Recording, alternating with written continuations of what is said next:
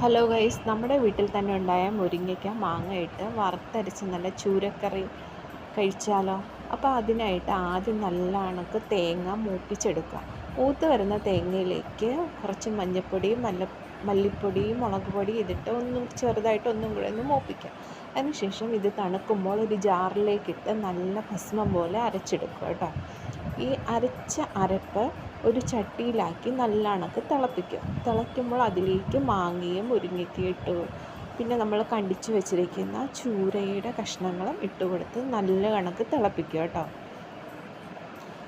തിളച്ച് പറ്റുമ്പോഴേക്കും അതിലേക്ക് നമ്മൾ കടുകും കൂടെ വറുത്തിരിക്കുക. കടുക് താളിക്കുന്നതിന് നമ്മൾ കുറച്ച് ഉള്ളി, കടുക് പൊട്ടിയ ശേഷം ഉള്ളി, കുറച്ച് മുളക്, പിന്നെ കുറച്ച് കറിവേപ്പില ഇതും കൂടെ ചേർത്ത് കടുക് താളിച്ച് അതിലേക്ക് ഒഴിക്കുക. അപ്പോൾ അത്രയേ ഉള്ളൂ.